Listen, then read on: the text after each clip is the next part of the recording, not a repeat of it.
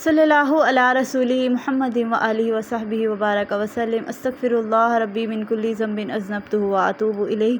सुब्हानल्लाहि वल्हम्दुलिल्लाहि व ला इलाहा इल्लल्लाहु वल्लाहु अकबर। सल्लल्लाहु अला रसूली मुहम्मदिन व आलिहि व सहबिहि व बारक वसल्लम। अस्सलामुअलैकुम माय यूट्यूब फैमिली, कैसे हैं आप सब? उम्मीद करती हूँ बिल्कुल ठीक ठाक होंगे। ये जी 27वें रोज़े का व्लॉग मैं आपके साथ शेयर करने जा रही हूँ।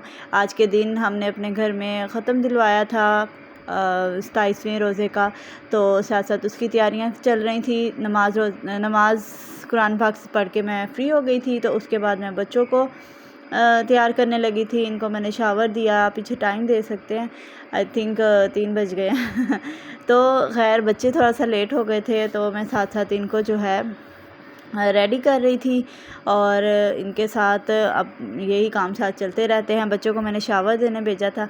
अच्छा, आजकल ना हमारे घर में ये आयरन स्टैंड का बहुत इशू बना हुआ है। पहले था अरसलान के रूम में आयरन स्टैंड, तो अब जब से उसकी शादी हुई है तो उसके रूम में स्पेस नहीं है, तो अब हम कभी इधर तो कभी उधर जो है ना कपड़े प्रेस कर रहे होते हैं। यहाँ मैं सोफ़े पर रख के कपड़े प्रेस कर रही थी, तो अब मैंने ये सोचा कि मैं बच्चों के अब्रिश के तो मैं कपड़े प्रेस करके ही रख रही हूँ कि जल्दी से कहीं भी जाना पड़ता है तो ये है कि फ़ौरन से निकाले, बच्चे को चेंज किए। तो अब मैं ये सोच रही हूँ साइम फरहान के भी इसी तरह से मैं जैसे जैसे वॉश होते जाए, थोड़े से होते हैं तो उनको प्रेस करके रखूँ, ताकि जो है मेरी रूटीन थोड़ी सी सेट हो जाए। क्योंकि जब कहीं जाना होता है मुझे इतनी अफरा तफरी पड़ जाती है, और 3-3 बल्कि 4-4 बच्चों को समेटना होता है। ये जो हस्बैंड साहब होते हैं ना, ये भी एक किस्म के बच्चे ही होते हैं, तो इन सारों को देखते देखते एंड पे मुझसे ठीक से रेडी भी नहीं हुआ जाता। और फिर जैसा मैंने सोचा होता ना कि मैं ये करूँगी तो मैं वो करूँगी, तो फिर मुझसे कुछ भी नहीं हो पाता।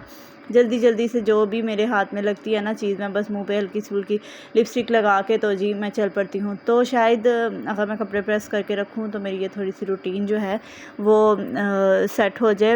इलेक्ट्रिसिटी का ये है कि वो बाद में भी करने ही हैं, करके ही पहनने हैं।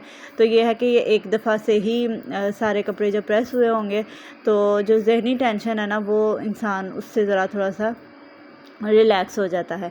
और जी यही कुछ चल रहा था अपने घर में। बच्चों के कपड़े प्रेस करने के बाद जी मैं आ गई थी किचन की तरफ, और जी तैयारियां स्टार्ट हो गई थी। क्या क्या करना था सब कुछ मैं आपके साथ साथ शेयर करती जाऊंगी। अब ये मैं फ्रिज में से चीज़ें निकाल रही थी ताकि जो है अपनी रूटीन को ऐसे सेट करूं। और सबसे पहले तो जी पकौड़ों का सामान ही होता है हमारे घर में। पालक, प्याज, बंद गोभी और आलू के पकौड़े बहुत शौक़ से खाए जाते हैं। बंद गोभी कई लोग नहीं डालते, लेकिन मैं डालती हूँ।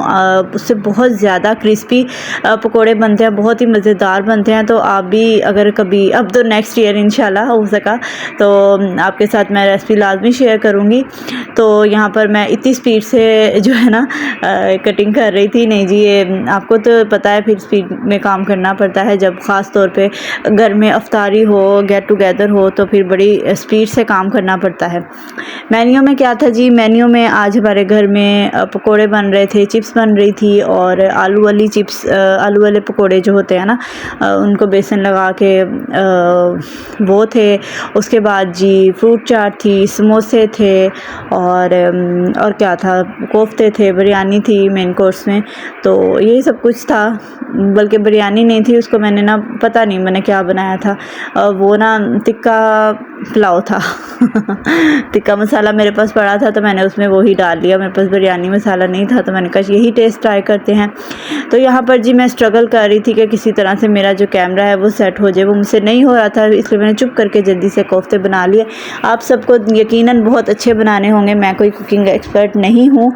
तो जी जिस तरह का भी मुझे खाना बनाना आता है, अच्छा बुरा, ये तो वो लोग ही बताएंगे जो लोग खाते हैं।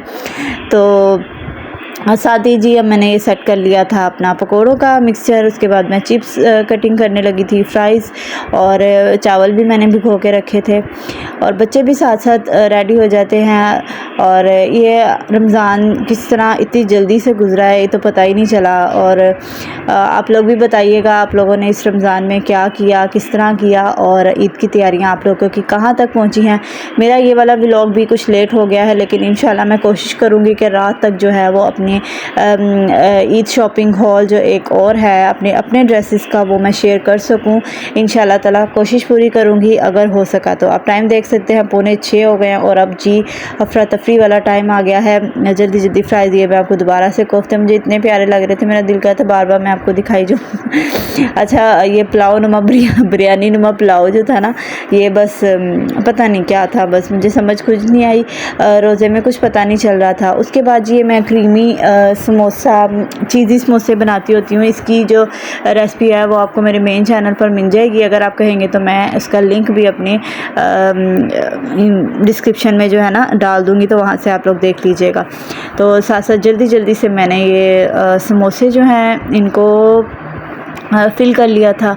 सना दूसरी तरफ फ्रूट चाट बना रही थी, उसने साथ में मिल्क शेक बनाया, और मिल के ही काम होते हैं। थोड़ा सा वो कर लेती है, थोड़ा सा मैं कर लेती हूँ, मिल के हम लगे रहते हैं, और फिर भी एंड टाइम तक काम हमारे जो है ना वो चलते रहते हैं।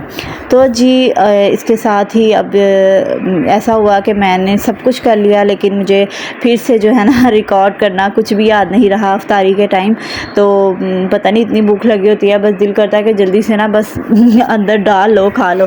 और अच्छा मुझे कुछ और इसलिए भी लगता है कि नेक्स्ट पर्सन जो है वो फील ना करे कि पता नहीं हमें खिला रहे हैं और साथ साथ रिकॉर्ड भी कर रहे हैं। शायद ये मेरा ख्याल है, इस वजह से मैं जो हूँ ना अभी अवॉइड करती हूँ कि ख़ास तौर पे जब मेरे घर में गैदरिंग हो तो मैं शूट नहीं करती, कि बस मुझे अच्छा नहीं लगता। तो उसके अलावा भी जो है आम दिनों में वो मुझे खुद याद नहीं रहता। इतना कुछ मैंने सारा रमज़ान बनाया, लेकिन मेरा दिमाग ऐसा है कि जब खा पी के चट कर जाते थे ना हम, तो तब मुझे याद आता था कि हाँ मैंने तो इसको शूट करना था। तो जी खैर आहिस्ता आहिस्ता हमारी आदत बनती जाएगी। इधर जी मैंने चेंज कर लिया था अपना कढ़ाई जो ऑयल फ्राइंग के लिए थी ना, इसको मैंने इस तरफ कर लिया क्योंकि मैंने कैमरा इस तरफ सेट किया था। और फिर मैं जल्दी जल्दी इसमें पकोड़े डालूँगी। आप लोग मुझे बताइएगा कि पकोड़े जो हैं वो आप हाथ से डालते हैं कढ़ाई में कि चम्मच से डालते हैं, और वैसे आप ये भी बताइएगा कि पकोड़ों को इंग्लिश में क्या कहते हैं। जी मैं भी अकील बनने लगी हूँ।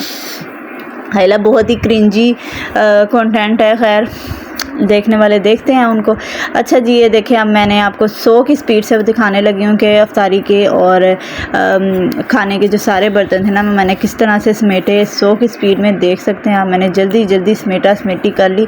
फ़ौरन बाद से नहीं मैंने किया था क्योंकि मैं थक जाती हूँ, मुझसे कुछ नहीं होता। चाय पी के थोड़ा सा रेस्ट करके उसके बाद मैंने जो है ना सारी डिशेस वॉश की, और ये ढेरों पे ढेर मैं लगाती गई।